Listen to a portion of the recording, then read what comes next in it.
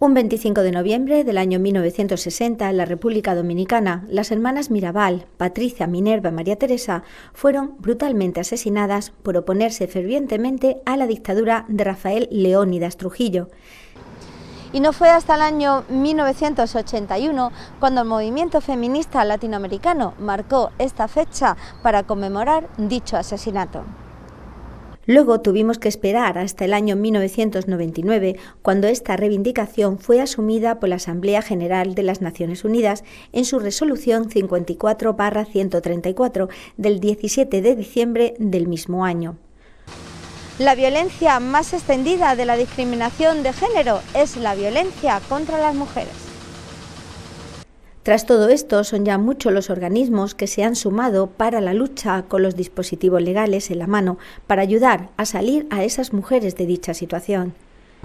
Nosotros vamos a conocer las diferentes entidades que trabajan conjuntamente contra este problema social, como es la violencia de género. Nos dirigimos primeramente a la delegación del Gobierno. Allí se encuentra la Unidad de Coordinación contra la Violencia de Género. Y son pues una serie de organismos unipersonales, porque en realidad son unipersonales, que dependen directamente del Ministerio de Igualdad y a su vez del Ministerio de Política Territorial y de la Delegación del Gobierno contra la Violencia de Género. Y en su inicio pues tenían sobre todo una parte que era de coordinación, ¿no?, de mejora de la eficacia y de los seguimientos de las mujeres que sufrían violencia de género, así como de las víctimas que puedan ser sus hijos e hijas, y ha ido creciendo según ha ido ampliándose la legislación tanto nacional como internacional, y ahora mismo pues se basa en la última instrucción, que es precisamente del 4 de noviembre, y responde sobre todo pues a todas las formas de violencia de género, no solo a la violencia que se da en el ámbito de la pareja o expareja, sino a todas las violencias que se dan sobre la mujer por el hecho de ser mujer, ¿no? Desde la Unidad de Coordinación contra la Violencia de Género se colabora en primer lugar con las fuerzas y cuerpos de seguridad del Estado, ¿no?, Policía Nacional, Guardia Civil, Policía Local, que son todas las partes que corresponden sobre todo en lo que se respecta a la violencia de género en Biogen, ¿no?, el seguimiento de estas mujeres, así como la propia investigación. Y luego estaría por otro lado Fiscalía, Juzgado de Violencia de Género, la Oficina de Atención a las Víctimas, que forma parte también del juzgado, la Unidad de Valoración Forense, el Colegio de Abogados. Existe un organigrama muy amplio en el que colaboran a su vez también la Consejería, porque es el órgano gestor realmente de todo lo que son las medidas a seguir, ¿no?, dentro de lo que sería la violencia de género y la atención sobre todo a las mujeres, ¿no?, la derivación a las casas de acogida, que en este momento en la ciudad tenemos 2 casas de acogida, bueno, un piso tutelado y por otro lado una casa de acogida de emergencia, y está en proyecto un tercer recurso, aunque realmente está funcionando, pero estamos intentando que se materialice como tal, porque fue un recurso de urgencia que se tuvo que poner en marcha durante el estado de alarma, y sería un recurso que atendería a otras formas de violencia de género que van más allá de la violencia de género en el ámbito de las parejas y exparejas. Siguiendo nuestro objetivo, nos desplazamos hasta el ilustre Colegio de Abogados de nuestra ciudad, donde su decano, Blas Jesús Imbroda, nos habló con detalle del equipo que se encarga de estos temas. En este ámbito, por supuesto, funciona el turno de oficio especializado en materia de violencia de género, que lo integran este año 94 abogados. Requiere una formación, requiere una preparación previa para entrar en este turno de oficio, y luego una formación continua que vamos dando periódicamente, organizando cursos de formación. Estos abogados son los que prestan la asistencia jurídica a las víctimas de violencia de género o de violencia doméstica. Diariamente nosotros, el Colegio de Abogados, tiene 2 abogados de guardia diariamente a disposición de las víctimas de violencia doméstica o violencia de género.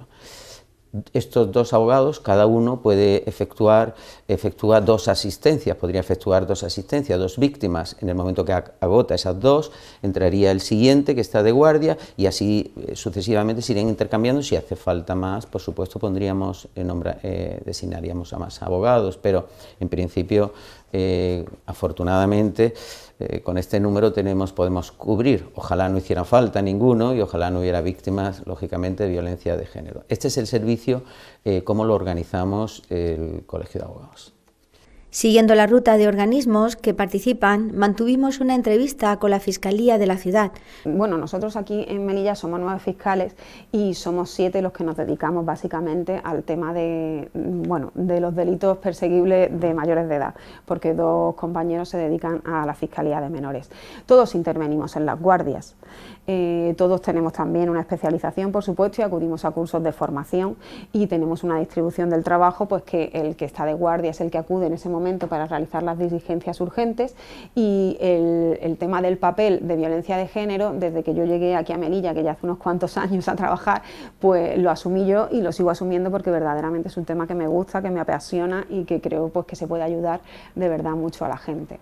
Pues verá, a ver, cuando una mujer interpone una denuncia, generalmente acude a la comisaría, no obstante también evidentemente puede acudir al juzgado o a la fiscalía, pero lo habitual es que acudan a comisaría. Una vez que la señora acude a comisaría, se le toma allí declaración, se le hacen, por supuesto, se le informa sobre sus derechos, entre ellos el derecho a la asistencia jurídica gratuita, que algunas de las mujeres es cierto que renuncian y que yo le aconsejaría a todas ellas que no lo hagan, sino que cuando vayan a declarar desde el primer momento en la comisaría tengan su asesoramiento legal y tengan a su abogado que le haya informado previamente sobre lo que tienen que decir y lo que no tienen que decir, ya que a veces cuando la denuncia original tiene algún defecto, algún fallo, se les olvida darnos algún dato, ese dato se va arrastrando a lo largo del procedimiento y luego incluso se pone en duda su credibilidad cuando es algo que ni siquiera se le preguntó o que ella no cayó en que era importante hacerlo valer. Si hubiera tenido el asesoramiento jurídico probablemente sí que lo hubiera dicho.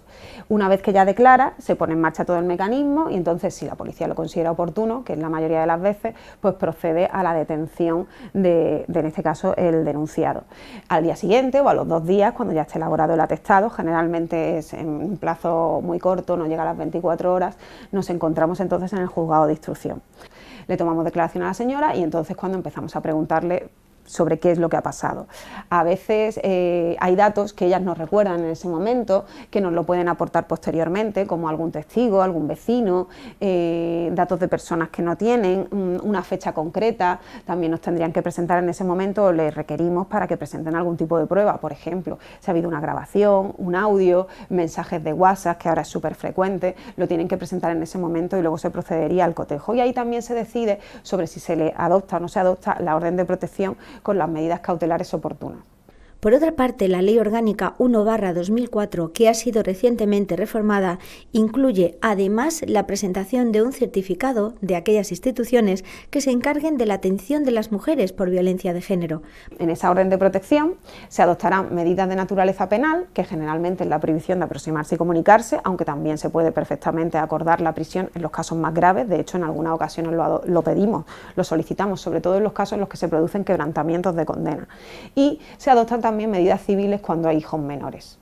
Esto da y tiene que dar una gran tranquilidad a las víctimas, porque muchas de ellas no saben qué va a pasar. Yo pongo una denuncia y al día siguiente, ¿qué pasa? Mi marido va a volver a la casa y me lo voy a encontrar allí. ¿Cómo se va a solucionar? ¿Y quién me va a pagar la pensión de los niños? ¿Y los niños de qué van a vivir este mes? Pues bien, durante un plazo de 30 días, si se adoptan las medidas civiles, se regulará tanto quién se queda al uso y disfrute de la vivienda, la pensión, el régimen de visita de los niños, si se mantiene, si no se mantiene, y este es prorrogable por otros 30 días más, siempre y cuando se interponga la oportuna demanda. Si no se interpone la demanda, no.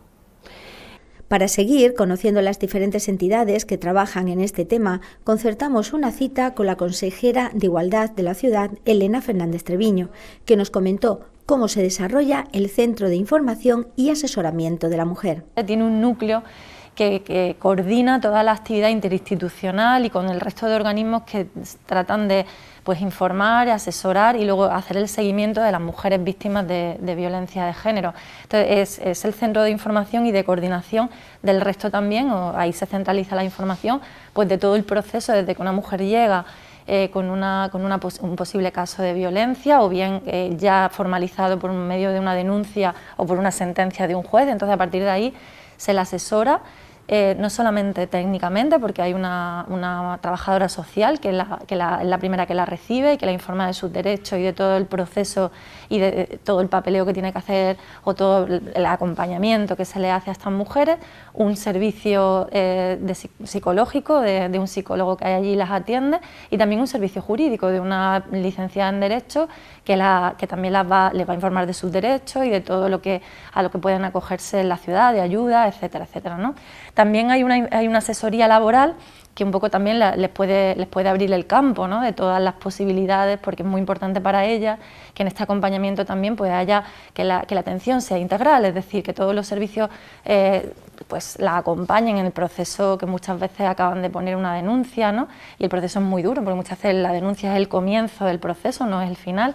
El acompañamiento hasta el final, ¿no?, hasta que si tienen que dejar a veces familias o hijos, o los hijos están con ella pero no tienen a dónde ir, pues les acompañan y les asesoran de dónde pueden acudir, incluso se les ofrece un servicio de acogida en el caso de que no tengan otra casa, ¿no?, a la que acudir, los servicios que tenemos nosotros también de las casas de acogida, es decir, acompañar, recibir e informarlas, ¿no?, de todos los derechos que ellas tienen para poderlas acompañar en este proceso tan duro, ¿no? Desde el momento en que se recibe una alarma sobre un caso de maltrato, el dispositivo se pone rápidamente en marcha. Los diferentes organismos que componen este programa de auxilio y ayuda, compuesto por profesionales en la materia, comienzan con el proceso de acogida y prestación de servicio a la víctima. En el momento que una mujer puede llamar al 112 o si llamar al 016 en el caso de emergencia, se le deriva directamente a Policía Nacional, a Guardia Civil, y en el momento que una mujer decide poner una denuncia desde Policía Nacional, pues se asiste a esta señora, se llama al Colegio de Abogados, que tiene un turno de oficio, ¿no?, y se le da la opción de tener un abogado de oficio, y a partir de ese momento pues se le pregunta sobre todo su situación, ¿no?, porque una mujer puede poner una denuncia y tiene dónde volver, pero en algunas ocasiones no tiene dónde seguir, ¿no?, ella y sus hijos. Entonces, en el momento que una mujer decide poner la denuncia y decide salir de su casa porque necesita salir, pues se le ofrece también la posibilidad de una casa de acogida. Se tramita rápidamente en el mismo momento, porque en muchas ocasiones se dan las situaciones de urgencia, se suelen dar además por la noche, ¿no?, o incluso de madrugada. Se tramita de urgencia, se llama a las casas de acogida, al piso de emergencia, y la propia policía, la Guardia Civil, la acompaña a la casa de acogida, ¿no? Posteriormente, pues si ha sido necesario detener al agresor, se detiene y se desarrolla el juicio rápido, ¿no? Pues mira, estas personas llevan muchísimos años ya trabajando en el Centro de la Mujer y llevan pues 18 años allí y bueno, tienen una experiencia, son grandes profesionales. Cada uno tiene la formación que es necesaria para atenderlas, pero siempre con una sensibilidad especial, una formación en género también y en temas de violencia, porque todos tienen formaciones asociadas a prevención de violencia de género, acreditada con titulaciones, ¿no?, en algunos casos incluso másteres, ¿no?, al respecto. Un psicólogo, una trabajadora social y una persona licenciada en Derecho, una jurídico y una persona que les atienda laboralmente. Esos son el equipo central. Pero también el Centro de la Mujer trabaja en coordinación con toda la consejería nuestra, es decir, con la Consejería de Igualdad. Estamos continuamente informados, también se coordinan pues con las casas de acogida, con Fuerza y Cuerpo de Seguridad del Estado, con Guardia Civil, con Fiscalía, con la Unidad de Violencia de Género de la Delegación de Gobierno, que es continua la comunicación. Y al final, pues eso, es tutelar todos los derechos que estas mujeres tienen, ¿no?, cuando están pasando un proceso tan complicado como este. El abogado la va a asistir, la va a informar si es en comisaría de sus derechos, la va a asistir, la va a acompañar, va a estar durante su denuncia, durante todo el procedimiento. Tanto en la comisaría, por ejemplo, si se inicia en comisaría, como luego o en la Guardia Civil, como luego posteriormente en el juzgado. En el juzgado de violencia contra la mujer también la va a asistir, la va a asesorar y también va a solicitar medidas cautelares, medidas de protección si es necesario. Como sabe, en este ámbito todo el tema de la orden de protección integral a las personas víctimas de violencia doméstica tienen una serie de medidas. Por supuesto, esta orden de protección que generaría lo que se denomina el Estatuto de Protección Integral de la Víctima, y ahí se pueden adoptar muchísimas medidas, no solo penales, todas las dictaría la jueza o el juez que sea titular del juzgado contra violencia de género, y ahí adoptaría medidas de carácter penal frente al acusado una vez que le ha tomado declaración a la víctima, bueno, algunas pruebas que se hayan podido practicar allí directamente y de forma con muchísima urgencia, y allí mismo dicta una serie de medidas que pueden ser de carácter penal. Son muchísimas, pues una orden de alejamiento, por supuesto, si queda en libertad el acusado, una orden de alejamiento, una orden de prohibición de comunicar, etcétera, una serie de medidas en el orden penal, pero también tiene derecho, y ahí las puede solicitar, y el abogado la asesora, para que solicite medidas que son propias del ámbito civil, pero que también se adoptan esa misma mañana, en ese mismo momento, por el propio titular, magistrado o magistrada del juzgado contra la violencia de la mujer, propias del ámbito civil, pues como es, por ejemplo, el uso del domicilio que haya sido conyugal, el régimen de visitas, si es que se establece régimen de visitas, un régimen económico también de prestación de alimentos por parte del acusado a la víctima, es decir, una serie de medidas en el ámbito que afectan a su situación matrimonial, o si es una pareja en relación a su pareja, es decir, una pareja en los casos de pareja de hecho, es decir, medidas que luego además tienen una duración de 30 días y antes de los 30 días ya la víctima tiene que haber presentar una demanda ya ante la jurisdicción civil para que ratifique esas medidas y transcurra luego el procedimiento de divorcio o de separación o relativo a las relaciones de una pareja de hecho, las relaciones paterno-filiales, etcétera, etcétera. Y el abogado del turno de oficio que está asistiendo a esa persona que asistió en comisaría, por ejemplo, que luego la asistió en el juzgado esa mañana y que además solicitó la orden de protección, ese estatuto de protección integral, y que solicitó medidas en el ámbito penal, también medidas en el ámbito civil, ese abogado luego también va a seguir, ese abogado del turno de oficio va a seguir asistiéndola y va a seguir siendo su abogado en el procedimiento civil que ante un juzgado de primera instancia se plantee dentro de los 30 días de esa adopción de esas medidas para solicitar ya la convalidación en el juzgado de primera instancia de las mismas, y luego un procedimiento dentro, en el seno, por ejemplo, de un procedimiento de divorcio que tiene que plantear, o un procedimiento de separación, o depende de si es una pareja de hecho.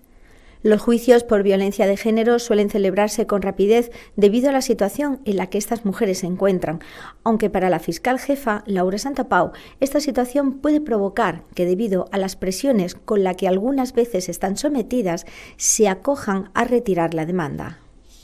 Pues a los 4 o 5 días, máximo una semana, se está celebrando el juicio. Eso, por un lado, yo lo veo como una ventaja, y es una ventaja porque la justicia tiene que ser rápida, tiene que dar una respuesta rápida, porque una respuesta años después o meses después a veces no es justicia, aunque se le esté dando la razón. Pero por otro lado, hay ocasiones en que las mujeres están muy deterioradas psicológicamente. Se han venido muy abajo y todavía no ha dado tiempo a que se recuperen ni a tener un tratamiento psicológico que de verdad las haga sentirse fuertes, sentirse apoyadas y que puedan declarar pues sintiéndose tranquilas.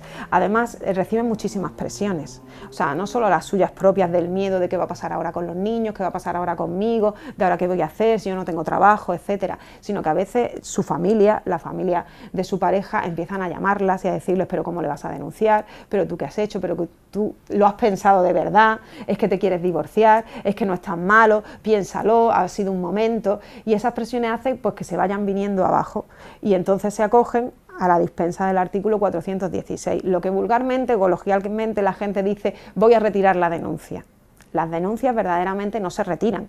O sea, una vez que interpone una denuncia se pone en marcha el mecanismo. Lo que sucede es que si te acoges a la dispensa del 416, es decir, que por los vínculos familiares existentes, en este caso el cónyuge o la pareja de hecho, no quieres declarar a lo que tienes derecho y que se entronca como un derecho fundamental con el artículo 24, el derecho a la tutela judicial efectiva de la Constitución, pues entonces nosotros nos vemos abocados muchas veces a sobreseer con carácter anticipado el procedimiento. ¿Por qué? Porque no tenemos otras pruebas. Estos delitos generalmente suceden en la intimidad del hogar, en la casa, y no hay más testigos, el único testigo es ella. incluso hay veces que no acuden al médico o no quieren que les vea el médico forense, porque si acuden al médico, les ve el médico forense y tenemos otra prueba de decir, a ver, pero estas lesiones alguien se las ha causado. Pero bueno, también incluso con el informe médico forense nos podemos ver en las circunstancias de que sean lesiones pues que pueden ser compatibles no solo con un agarrón, sino con una caída o con muchas otras circunstancias, de manera que nos vemos abocados a sobreseer el procedimiento y que se acabe anticipadamente. Pero la mujer se puede acoger a la dispensa no solo en ese momento, es decir, en la primera declaración ante el juzgado de instrucción, sino también en el juicio oral. Y puede ser que haya declarado ya una vez, que nos haya quedado claro, bueno, su versión de los hechos, por supuesto, y que luego lleguemos al juicio oral y en ese momento sea cuando nos diga, no, no, es que yo ya no quiero declarar. Nos vuelve a pasar lo mismo, estamos abocados a una sentencia absolutoria. El Día Internacional de la Eliminación de la Violencia contra la Mujer se conmemora para denunciar la violencia que se ejerce contra las mujeres en todo el mundo y reclamar políticas en todos los países para su erradicación. La Ley Integral del 2004 que se creó en España es pionera en este tema, donde gracias a ella se pudo visibilizar este problema que tantos años estuvo callado. Todavía sigue existiendo y en sociedades avanzadas, como ocurre en nuestro país, sigue existiendo el índice de víctimas y de víctimas mortales por esta lacra, como decía, de la sociedad. Como respuesta, la legislación ha ido mejorando, ha ido avanzando y hoy tenemos una legislación que sí, por supuesto, tendría perfiles que habría que ir, que también tendría que ir adaptándose y mejorándose, pero sí, por supuesto, esto yo sí querría decir y además lanzar un mensaje de que la legislación, el ordenamiento jurídico español, el sistema jurídico nuestro, contempla multitud de apoyo, de derechos, de posibilidades de tutela a las mujeres víctimas de violencia de género, violencia doméstica. No se puede decir, nadie tiene que estar permitiendo y aceptando y consintiendo vivir en una situación de malos tratos, una situación de, una situación terrible, que podría generar en situaciones más graves o dramáticas. No tiene por qué consentirlo. El ordenamiento jurídico le otorga derechos. Está protegida esa persona está protegida y está asistida. La abogacía le ofrecerá permanentemente un abogado del turno de oficio especializado en estas materias para que esté a su lado en todo momento. La justicia, la fiscalía también apoya, por supuesto, y trabaja intensamente en favor de estas víctimas. El juez o jueza titular del juzgado contra la violencia de género, desde el primer momento va a adoptar una serie de medidas de protección, va a dictar una orden de protección en la medida que sea absolutamente necesario, cuando sea necesario, que son muchísimas las veces que lo es. Es decir, y además se van a adoptar medidas de carácter penal, como yo decía, para el acusado, para que no se acerque a la víctima, etcétera. Y se van a adoptar medidas de carácter civil para que esta mujer quede protegida y tutelada en cuanto al uso de la vivienda, en cuanto a alimentos, en cuanto al tema de los hijos, etc. Y también medidas administrativas, hay que decirlas. Por supuesto, también se adoptan medidas administrativas. Y todo lo que es prestaciones de servicios sociales, asistencia social. Bueno, hay muchísimas asistencias que se prestan a estas personas para que no queden desamparadas. Nuestra ley, la Ley Integral del 2004 contra la violencia de género, es una de las leyes más importantes de Europa y del mundo, porque es una ley pionera. De hecho, es la primera en Europa que había para proteger a las mujeres víctimas, es una ley referencia y yo creo que es una ley que da un gran paso, pero es cierto que en ese momento cuando estalla el fenómeno de la violencia de forma pública, ¿no?, que fue sobre todo a raíz del asesinato de Ana Orantes, cuando eso se hace público en los medios de comunicación y trasciende a la opinión pública y se convierte en un delito no privado sino público, que nos afecta a todos. Creo que la ley lo que hace es recoger la primera situación más flagrante de violencia que había, que era en las casas, ¿no?, la violencia que se producía entre parejas o exparejas. Pero la ley se queda corta, todavía tenemos que ampliar esa ley, ir hacia el Convenio de Estambul, que está ratificado por España en el 2011, y entonces hacer caso de ese convenio y recoger todas las violencias y el mapa completo de las violencias, porque para que la gente no piense que esto es un fenómeno puntual, que la violencia contra las mujeres en el seno de la pareja son casos aislados y que no forma parte de un entramado, porque aquí hay un sistema patriarcal que desemboca en esta violencia. Entonces, si recogemos el mapa de todas esas violencias, que hace un retrato de la desigualdad entre hombres y mujeres, que va desde el acoso hasta cualquier otro, ¿no?, hasta la agresión sexual, cualquier tipo de agresión del tipo que sea, ¿no?, es decir, la diferencia salarial, la diferencia estructural, es decir, todo eso, si se recoge realmente en un sistema que recoja todo el mapa de las violencias, nos daremos cuenta que estamos hablando de la conformación social y cultural de una sociedad que desemboca en una violencia contra las mujeres físicas, pero que tiene otras manifestaciones. Entonces, ahí, por eso digo que esta ley es muy buena, pero es insuficiente, ¿no? Tendremos que tender a recoger ese mapa de todas las violencias. De hecho, ahora desde el Ministerio de Igualdad se está trabajando mucho en ese sentido.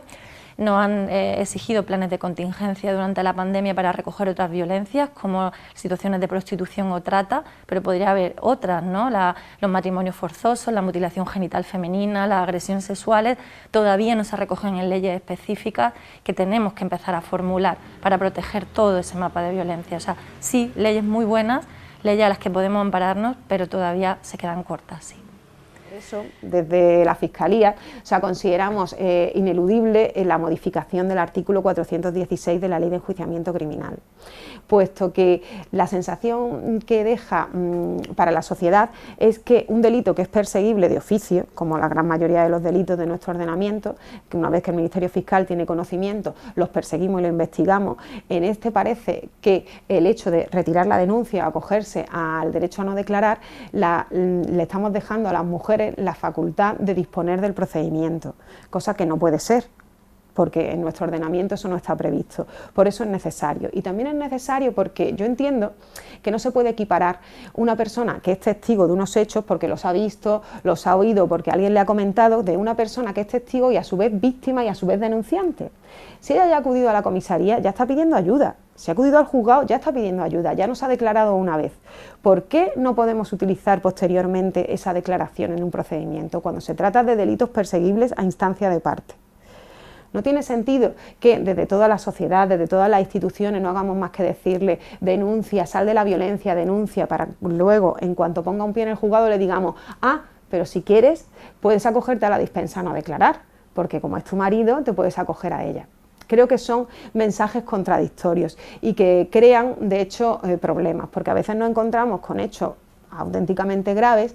Yo el más grave que recuerdo aquí, es de hace ya años, fue un caso de un apuñalamiento que pretendía apuñalarla en el abdomen, pero finalmente le dio en la ingle y no la mató pues porque no le tocaba, porque no le dio a la femoral, porque le llega a dar y la mata y se desangra. Y no había testigo de los hechos, solamente era ella, y cuando llegó el momento de declarar, ella dijo que no, que su marido no había sido, que su marido no había sido y que no había sido y que no había sido, y no pudimos hacer nada. Creo que se tiene que poder hacer valer las primeras declaraciones y que es necesario una reforma del 416 de la Ley de Enjuiciamiento Criminal. De hecho, el Convenio de Estambul, que fue firmado por España en el año 2014, en su artículo 55 establece un mandato a las partes, a los estados que son miembros, como España, de que no dejen a la voluntad de las partes estos delitos que son perseguibles de oficio y que, aunque se retiren las denuncias o las víctimas se retracten, que se pueda continuar por el procedimiento. Por eso creo que el legislador tiene que dar un paso al frente y de verdad modificar el artículo 416 de la Ley de Enjuiciamiento Criminal. Según la Oficina de las Naciones Unidas, el 58% de las mujeres asesinadas lo fueron por sus parejas, exparejas o familiares. Y para la Organización Mundial de la Salud, la población femenina que alguna vez ha padecido violencia física o sexual está en un 35%. Este se traduce que la víctima está en contacto permanente con su maltratador. La pandemia que estamos viviendo ha creado que en el estado de alarma las mujeres han tenido que permanecer 24 horas conviviendo con su agresor. Ante esta situación, el decano del Colegio de Abogados lanzó en Twitter una alarma donde se expresaba la preocupación por estas personas. Bueno, pues yo pensaba, yo decía, debe ser horroroso y debe ser terrible la situación también de muchísimas mujeres que sufren que son víctimas de maltrato y que están además encerradas en los domicilios. Yo hice, en aquellas fechas, lancé por redes sociales, hice un Twitter que venía a decir que es inhumano que el confinamiento obligue a una víctima de maltrato a vivir con su verdugo. Yo dije en aquel y es verdad, era inhumano que obligara ese confinamiento, pero era así, el confinamiento obligaba a todo el mundo a estar en las casas, pero además era inhumano encima, había que pensar en la situación de esas mujeres viviendo allí permanentemente con su verdugo. Entonces, a través del colegio organizamos, hicimos una campaña e hicimos en aquellos días de pleno estado de alarma, hicimos una campaña, recuerdo que hicimos carteles para las redes sociales, etcétera, y decíamos, lo tengo yo aquí, decía: no consientas en ningún momento un maltrato, acaba con la violencia de género. También durante el estado de alarma, decíamos, los cuerpos de seguridad del Estado te siguen protegiendo y tienes un abogado de guardia a tu disposición las 24 horas del día. Porque durante el estado de alarma también los abogados de los turnos de oficio seguían trabajando y el colegio de abogados seguía funcionando plenamente. Es decir, las asistencias jurídicas no desaparecieron, al revés, se mantuvieron completamente. Entonces, nosotros hicimos esta campaña y dijimos que nadie soporte, que nadie piense que porque estamos encerrados en las casas, una mujer tiene que estar soportando, tiene a su verdugo, al maltratador permanentemente y no puede hacer nada. No, esa mujer puede llamar, los cuerpos y fuerzas de seguridad del Estado tampoco pararon, ni muchísimo menos, como es natural. Ellos siguieron trabajando y siguieron los cuerpos y fuerzas de seguridad del Estado protegiendo a los ciudadanos. Y los juzgados, en todas las situaciones que eran juicios, en los temas urgentes y en este tipo, y los juzgados de guardia, por supuesto, siguieron funcionando para seguir tutelando, protegiendo y combatiendo situaciones absolutamente ignominiosas como eran estas, los malos tratos dentro del domicilio, dentro de un domicilio. Por otro lado, durante el primer mes del estado de alarma se produjo un descenso de denuncias por violencia de género. Esto hizo pensar en qué situaciones estaban viviendo estas mujeres permanentemente, vigiladas por sus agresores. A partir de la pandemia hemos observado un descenso en cuanto a las muertes por violencia de género. De la misma manera que se ha observado, por ejemplo, en la ciudad, un descenso en cuanto a las denuncias. No quiere decir esto que no se esté practicando la violencia de género en las casas. Yo estoy convencida de que lo que está pasando es que existe un control. Menos mujeres están decidiendo abandonar a sus parejas, están en este momento un momento de inseguridad, se quedan en casa. Y tenemos que ver un poco qué ha pasado con todos los datos cuando pase el año, pero por lo que yo estoy observando, sobre todo en respecto a la ciudad, ¿no? Vimos un descenso de las denuncias brusco a partir del estado de alarma, de tener una media de denuncias mensuales en torno a 26, 27 denuncias, de pronto a partir del 14 de marzo 6 denuncias, lo que respecta a la segunda mitad del mes. En abril 11 denuncias y conforme empezaban las medidas de desconfinamiento veíamos un aumento importantísimo en el número de denuncias.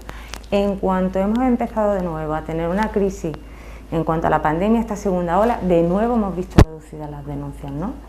Ahora mismo este mes tenemos 8 denuncias.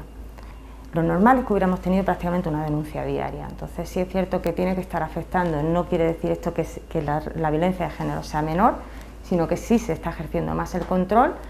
El agresor tiene a la mujer en ese momento más sometida de lo que podía tener en los momentos anteriores y eso se está materializando tanto en la petición de ayuda, no tanto en el 016, que sí ha habido llamadas al 016 en algunos meses que no se corresponden con la llamada a lo que son las denuncias y sí se está ejerciendo, ¿no? Ese es un poco el dato que yo vengo observando, sobre todo en esta tendencia de los 6 últimos meses, ¿no? Sí, a ver, los datos a veces son manipulables, pero bueno, en este caso los datos no nos engañan. Y durante el tiempo del confinamiento de marzo al mes de junio, tan solo se incoaron 22 diligencias urgentes por violencia de género. Eso son poquísimas. Generalmente son muchísimas más. De hecho, hubo semanas en las que ni siquiera llegó nada a la guardia de violencia de género. Además, esas diligencias, como no se pudieron celebrar en su momento, en su totalidad, debido a la pandemia, ya que se acordó que el juzgado de violencia de género no estuviera todo el día trabajando, sino tan solo teníamos aquí a un juzgado, que era el juzgado de guardia. Entonces las causas se quedaban pendientes hasta que ya se levantara el estado de alarma y ya se terminara, se concluyera con el procedimiento y ya se pudiera señalar a juicio. Ese paso de meses ha hecho que muchas de las mujeres se acojan a la dispensa que te estoy diciendo, o sea que de esas 22 pues se han quedado muchísimas menos las que de verdad han podido llegar a juicio, y sí que lo hemos notado. De hecho, luego en verano suele haber un repunte en la violencia de género. Yo creo que porque la gente está de vacaciones, pasa más tiempo junta y suele haber un repunte en vacaciones, en verano, en navidades, en todas las fiestas suele haber un repunte, y se ha notado, y yo he notado muchísimo que en esos 3 meses solamente 22 diligencias urgentes es poquísimo. Poquísimo. Pues Ana, el descenso fue al principio de la pandemia, efectivamente fue como tú dices, y durante el primer mes hubo ahí una bajada significativa y de la cual ninguno podíamos alegrarnos porque sabíamos que no respondía a una realidad, desgraciadamente. A día de hoy son 41 las mujeres asesinadas ya en nuestro país solamente en este año, ¿no? Que es una cifra bárbara, ¿no? Es una media anual de 50-60, y sabemos que la violencia no había cesado en ese momento, simplemente había la imposibilidad de poder acudir al lugar de denuncia, pero luego hubo un repunte, al mes y pico hubo un repunte ya de estas denuncias, y además un repunte también en la llamada al 016, justo coincidiendo con la falta de denuncia, lo cual es un mal dato. La pandemia yo creo que agrava todos los problemas que ya estaban, los problemas sociales que ya estaban, y lo que hace inclusive es poner una lupa sobre ello, es decir, saber que dentro de la pandemia que ahora mismo estamos atravesando hay una pandemia mayor, más grande, que lleva asesinando a mujeres desde hace muchísimos años y que, como digo, deja 50-60 fallecimientos, asesinatos al año de mujeres, que es una barbaridad. Es una pandemia dentro de la pandemia, y lo que realmente hizo fue agravar la situación en casa, porque claro, desgraciadamente y bajo el amparo de la ley del 2004, muchas de las situaciones se dan en el contexto de la pareja o expareja. No todas las situaciones de violencia se dan en ese contexto, pero muchas, y entonces estar en la misma casa con tu maltratador en una situación de confinamiento, pues confina aún más la violencia, que ya sabemos que ya de por sí está bastante confinada, ¿no? Porque la impunidad que muchas veces tiene el agresor, y que parece que las paredes de una casa donde suceden estas cosas son completamente opacas y nadie parece enterarse, porque luego de esta proporción que te digo de asesinato, el 41 mujeres este año, pues un 90% no habían interpuesto denuncia antes, ni nadie había avisado de esta violencia. Pues estas paredes, que parecen no tener oídos ni ojos, ¿no? Todavía se vuelven más oscuras cuando hay un confinamiento impuesto, ¿no? La violencia se complica, se agrava, y desde luego hace que la situación sea mucho peor para ellas, sin duda, y que el agresor tenga una mayor sensación de impunidad, si cabe. Es cierto que durante el estado de alarma el número de denuncias no fue tan grande como el del año pasado. Les puedo decir los números de casos que nosotros hemos asistido. El año pasado en violencia de género, el turno de violencia de género se tramitaron 226 expedientes. No necesariamente tienen que ser 226 personas, o sea, cada expediente una persona distinta, me refiero, son personas por supuesto, pero me refiero a que puede haber una persona que haga una denuncia, se tramite, luego más adelante se pueda repetir la misma persona y se abra un nuevo expediente, pero en fin, suelen oscilar poco, suele ser, es decir, generalmente suelen coincidir todas, ser un expediente por persona, y muy excepcionalmente algunas tienen más de un expediente. Pero en torno a los 226 expedientes se tramitaron en el año 2019 y este año llevamos a esta fecha 102 expedientes. El año pasado, entre los meses de marzo, abril, mayo y junio, más o menos coincidente, aproximadamente coincidente, aunque tomo los meses completos, con el estado de alarma, el año pasado se tramitaron 96 expedientes y este año en esos meses se tramitaron 59, es decir, que sustancialmente se redujo. ¿Esto significa que se redujeron los malos tratos? Eso, bueno, pues no sabemos, ojalá sea esa la explicación, o, bueno, la situación de una mujer encerrada en su casa, sin tener acceso ni comunicación con el exterior, porque no está saliendo, ni está recibiendo gente, ni se está viendo con otras personas, ni con familiares, y bueno, la dificultad de estar ahí encerrada, como yo decía, con su verdugo, aguantando y sufriendo esta situación que es posible también que en muchas ocasiones no le permitiera la capacidad de moverse o la libertad de moverse para poder hacer una llamada, para llamar a la policía, para llamar a un familiar, etcétera, etcétera. Y eso es posible también que incidiera en la reducción del número de expedientes. Estamos conociendo la labor que algunas instituciones prestan su ayuda a estas mujeres, pero no todo queda aquí. Todavía existen más entidades que prestan su apoyo. Para atender a estas mujeres, los diferentes cuerpos y fuerzas de seguridad del Estado cuentan con un departamento dedicado a atender los casos de violencia de género. Tanto el Cuerpo Nacional de Policía, Policía Local y Guardia Civil llevan a cabo este tipo de intervenciones. El EMUME, el equipo de mujer menor, se creó en el año 1995 por la Dirección General del Cuerpo, aunque la Ley Integral de Protección de Víctimas de Medidas contra la Violencia de Género se creó en el 2004. La estructuración de la Guardia Civil a lo largo de España está estructurada de la siguiente manera. Hay un EMUME central que está ubicado en la Dirección General del Cuerpo. Después tenemos un EMUME provincial que está en cada una de las comandancias y hay un EMUME comarcal que depende de la unidad orgánica de la comandancia, pero está en las cabeceras de las compañías. ¿Qué ocurre en Melilla? En Melilla, como estamos todos aglutinados en esta misma comandancia, las misiones del equipo comarcal del EMUME lo asume el equipo provincial, en este caso seríamos nosotros. En este caso también el EMUME provincial de la Comandancia de Melilla está integrado dentro del área de personas de la Unidad Orgánica de Policía Judicial de esta comandancia. Normalmente estamos formados por la Jefatura Técnica de Policía Judicial, nos forman y esa misma formación la trasladamos temporalmente a los compañeros de Seguridad Ciudadana, que son los primeros que actúan, los primeros que se encuentran con una víctima de violencia de género en las calles, son las patrullas de seguridad ciudadana, y los primeros que reciben a la víctima en las oficinas de esta comandancia, porque cuando viene una víctima nosotros no estamos permanentes, para eso está la oficina de atención al ciudadano.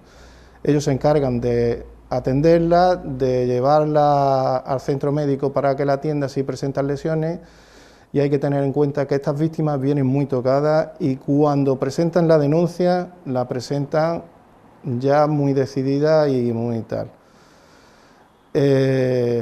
No se van de la comandancia sin haberle hecho una valoración de riesgo y un plan de seguridad personalizado hacia ellas según el nivel de riesgo que dé. Si es extremo, si es alto, si es medio, bajo o no apreciado. Y ya nosotros como EMUME nos encargamos de las evoluciones de riesgo de esa víctima. Asesoramos en todo momento a los de la Oficina de Seguridad Ciudadana cuando son delitos leves, de violencia de género, pero delitos leves, de lesiones leves, y cuando son graves asumimos la instrucción de las diligencias nosotros. Actualmente tenemos 8 mujeres activas dándole protección, tenemos unas cuantas inactivas también, porque están ingresados en prisión sus cónyuges, y de las 8 que tenemos, el nivel de riesgo más alto que tenemos es el medio, bajo y no apreciado. La pandemia no ayudó a visibilizar la dura realidad de estas mujeres. Los casos de denuncia disminuyeron, pero eso no restó el seguimiento de este departamento que realizó a las que ya tenían controladas por el maltrato. Durante la pandemia, por parte de esta unidad se incrementó las entrevistas, tanto videoconferencias, llamadas telefónicas, incluso en alguna ocasión personal, con todas las víctimas de violencia de género que teníamos protegidas. Las mujeres que llegan a estas instituciones vienen muy asustadas. Para ello, la EMUME se encargan en todo momento de ellas, apoyándolas, informándolas e incluso acompañándolas si fuera necesario.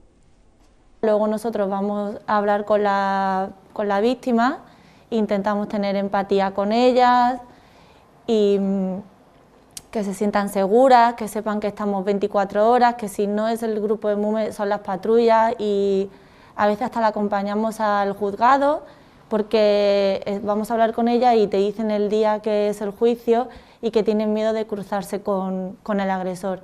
Entonces hay veces que quedamos con ellas y vamos con ellas allí al juzgado para que se sientan más seguras. Y eso, pues animamos a que denuncien, porque luego ellas no se arrepienten, luego ellas tienen mucho miedo, pero cuando denuncian y hablan con nosotros y las vamos a verlas, lo dicen que están mucho más seguras, que se alegran, que gracias a nosotros se sienten muy bien. Sobre todo las extranjeras dicen que no se esperaban esto, que se sienten muy seguras en nuestra ciudad.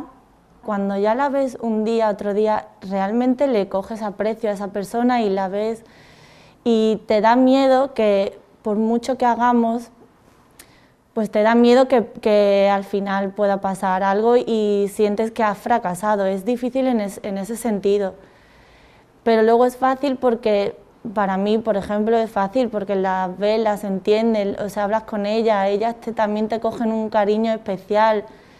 O sea, que tiene sus dos partes, la buena y la mala. Julia Damuz es la directora de uno de los centros de acogida para mujeres maltratadas que existen en nuestra ciudad.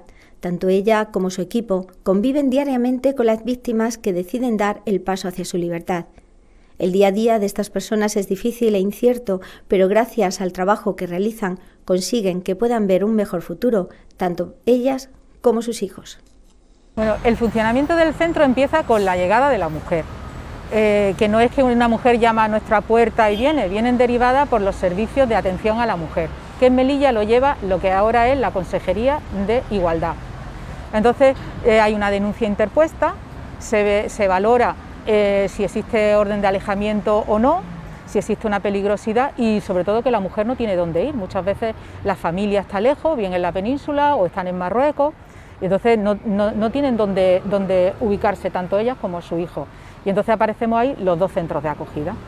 El centro de Cruz Roja funciona como casa de emergencia y el nuestro funciona como centro de más larga duración.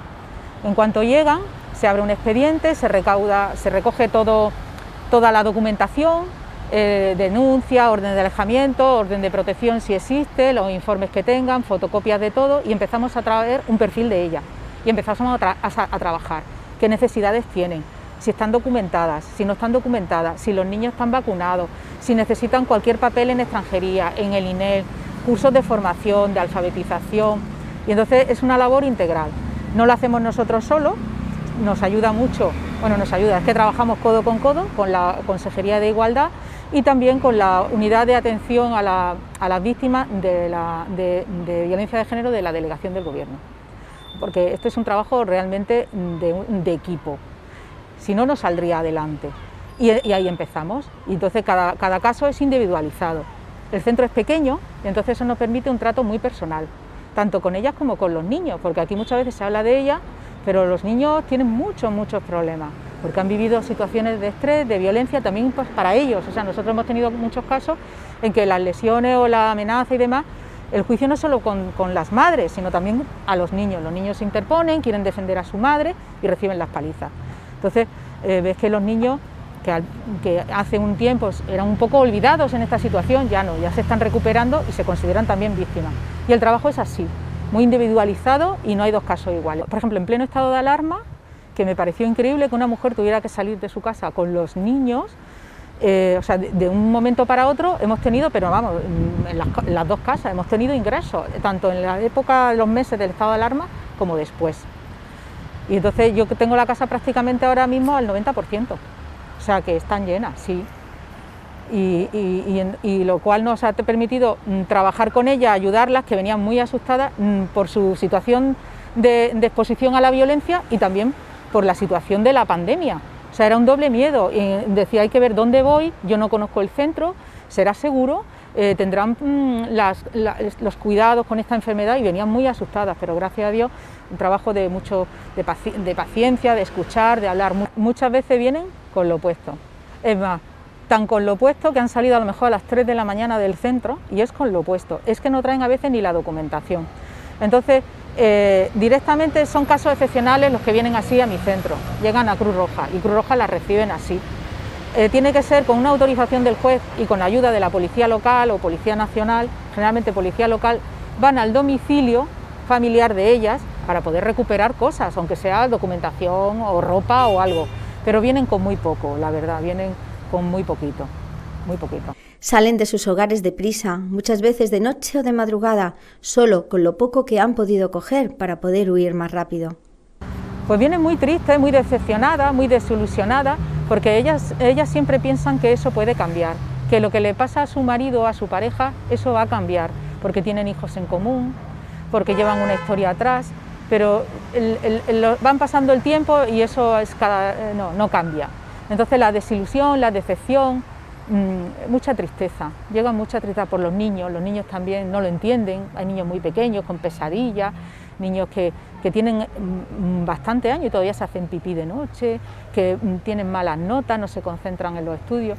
Entonces todo son muchas preocupaciones, problemas económicos, ahora qué va a ser de mí, dónde voy a vivir, cómo voy a sacar adelante a mi familia. O sea que no es solo el tema de la violencia, es el tema social, económico, de desconocimiento de la ciudad. A mí me han llegado mujeres que llevan 10 años viviendo en Melilla y no habían salido de su casa, no conocían la ciudad.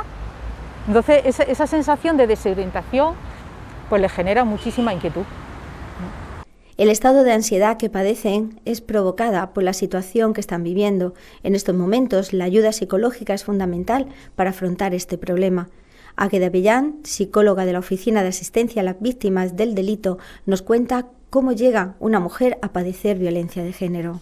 Es un proceso insidioso, no es una cosa que aparece de la noche a la mañana, sino que son pequeñas tensiones que se van acumulando y al principio no las percibe, no percibe esas señales, pues porque cuando el inicio de una relación, normalmente el agresor suele ser una persona que se desvive por la víctima al principio, entonces está muy pendiente de ella, ¿Qué ocurre? Son mecanismos de control, lo que pasa es que la víctima no lo entiende como tal, entiende, ay, fíjate cómo me cuida, ay, está pendiente de mí, ay, en cuánto caso me hace, pero eso va generando que cada vez esté más atrapada, luego ya empieza, es que no me gustan las amistades con las que vas, es que si tú me quisieras pasarías más tiempo conmigo, y así poco a poco va ganándole el terreno. ¿Qué ocurre? Que también la sociedad estamos educados de una manera en que en el mito del amor romántico también, y la mujer ahí tiene una parte en la que pierde, porque normalmente siempre se le asignan roles de ser para los demás antes que para sí misma.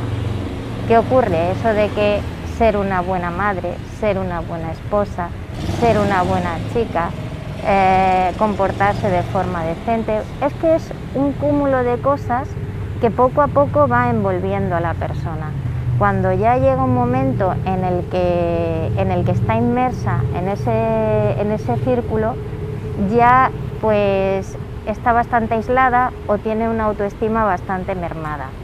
Eso, grosso modo, vamos, es mucho más complejo que todo eso, pero el problema de todo es que es algo insidioso, es decir, muchas veces pasa desapercibida al principio esas señales. Por eso lo más importante es estar alerta a esas señales de control.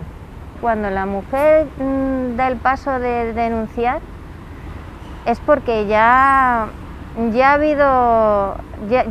una historia larga de maltrato, y cuando hablo de maltrato no tiene por qué ser físico, puede empezar, porque todo empieza por los insultos, por los mecanismos de control, por las humillaciones, las desvalorizaciones, es decir, eso al final muchas veces la mujer acaba como pensando que si es capaz de agradarle o de no hacer tal cosa o tal otra, puede evitar esos conflictos, pero da igual, es que no es que haga o deje de hacer, la cuestión es el control. El proceso de recuperación de una mujer maltratada, bueno, depende de la historia de victimización que tenga, del tipo de maltrato, de sus circunstancias personales y sobre todo de los recursos tanto internos como externos que tenga. Es decir, en este caso el apoyo sociofamiliar es vital, es muy importante, porque date cuenta que en realidad ha habido como un daño, una herida en lo que son las relaciones. Entonces, a través de esas relaciones, porque somos seres relacionales, es como se sana. Entonces, lo más importante es tener ese apoyo. Y también a través de la relación terapéutica lo que se pretende es recuperar un vínculo sano y a partir de ahí trabajar ciertas cosas como la autoestima, los mitos, lo que se llaman en psicología, que se llama reestructuración cognitiva, que es hacer como esos errores de pensamiento que uno tiene, ¿no?, causados también por todas las circunstancias vividas, ponerlos de una manera más realista, porque la víctima tiene que darse cuenta dónde está inmersa. La prevención es una de las claves para conseguir la equidad de género. El reto es la prevención, pero de siempre. Bueno, yo en el tema de maltrato, en la oficina llevo menos tiempo, pero en malos tratos llevo desde el año 2000. Y siempre se hablaba de una prevención primaria, secundaria y terciaria, ¿no? Y al final siempre acabamos como poniendo parche. Y está bien que existan programas y que existan recursos para cuando el daño está hecho, para que la persona pueda recuperar su vida. Pero es que la inversión en prevención es lo primero y eso pasa por un cambio bastante importante a nivel social. Ya no solo en la familia ni en los colegios, sino también en cómo nos relacionamos, en los medios de comunicación, en todo eso. Es que es un poco complicado, hemos avanzado mucho, pero también aparecen otras maneras de que el sistema no avance, como esos micromachismos, pues si no, como vemos hoy día muchas canciones que escuchan adolescentes que tienen una carga de sexismo impresionante. Entonces hay mucha base, mucho subterfugio que no se ve, y ese es el problema, que no se ve, no queda patente. ¡Que me deja ver fútbol! ¡Guarda! Cuando te pegan una vez duele. Te ves en la línea del amor que sientes por esa persona. Analizas todos los momentos compartidos, la situación personal y la dependencia que tienes con ese hombre. Y quizá por cobardía, por miedo, por inseguridad o quizá por ese amor que sientes, que sentimos los dos, aguantas.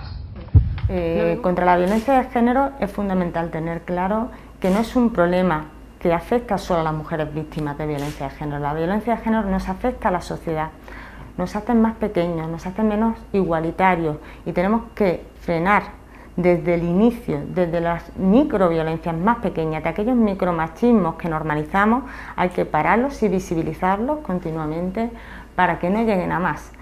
Pues desde la Fiscalía de Melilla quería decirle a las mujeres que son víctimas o que pueden ser víctimas de algún delito de violencia de género que no están solas, que aquí en Fiscalía siempre van a tener una mano amiga, que no duden en acudir y que no duden en denunciar. No consientas en ningún momento un maltrato, no lo consientas. Eres una persona que tienes derecho a la dignidad y tienes derecho a que te respeten y en consecuencia no consientas bajo ningún concepto que nadie te haga la vida absolutamente terrible siendo sometida a situaciones de maltrato. Todos los que vivimos en una sociedad deberíamos posicionarnos ante cualquier tipo de violencia, desde la más pequeña y sutil hasta la que veamos más grande, porque la violencia de género nos afecta absolutamente a todos como sociedad. Que tengáis confianza en la Guardia Civil y en todos los grupos policiales. Confianza es lo más importante. Y denunciar cualquier tipo no solo de agresión física, cualquier tipo de maltrato. Bueno, mi mensaje va doblemente para la ciudadanía en general, que si sabe de algo, que denuncie. Y en segundo lugar, para las personas que trabajamos en esto, que somos muchos, desde policía, administración local, delegación del gobierno, ONGs, nosotros, que seamos pacientes, que las escuchemos, y a este tipo de mujeres que se puede salir. Los malos tratos se curan y sanan con buenos tratos. Y si te sientes sola, no te quedes aislada, busca ayuda. puedes ir a la policía, pero si no estás preparada para denunciar, puedes ir a la oficina de asistencia a víctima, a los centros de la mujer, a cualquier sitio, a asesorarte previamente si no te sientes con fuerzas para ir a denunciar. Eres una mujer maltratada o que ha sufrido violencia, ya estás marcada. Porque el maltratador anda libremente, entra al bar, va tranquilamente y entonces una es la que tiene que esconderse. Él está preso entre rejas, yo estoy presa sin rejas. Yo creo que consentir esas vejaciones, esas humillaciones y esas agresiones físicas a las que me sometió, pues yo creo que no me quería nada, porque si te quieres realmente no llegas a soportar eso. Está siendo mucho más difícil de sanar el maltrato psicológico que el físico. Creo que soy una mujer que ha podido y está echando para adelante como sea, pero no me identifico con la palabra víctima. Para mí ha sido fundamental siempre el encontrar el apoyo, ¿no?, en otras mujeres que están pasando por lo mismo, el ver que tú no eres la bicho raro. Digamos que la rabia por la violación ya salió, ya se ha gestionado y ya me liberé de ella, ¿no? Por todo te da miedo. Es increíble cuando te liberas y se cae todo aquello y ya no tienes miedo y eres capaz de ser libre. El combate contra la violencia de género tiene una importante dimensión social, política y educativa.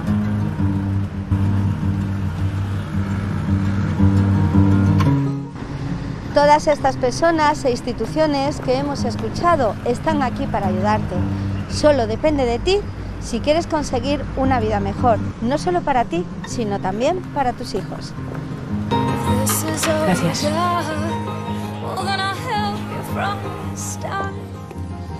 Si estás en alguna situación de maltrato, no esperes más. Ellos están aquí para ayudarte. Tomorrow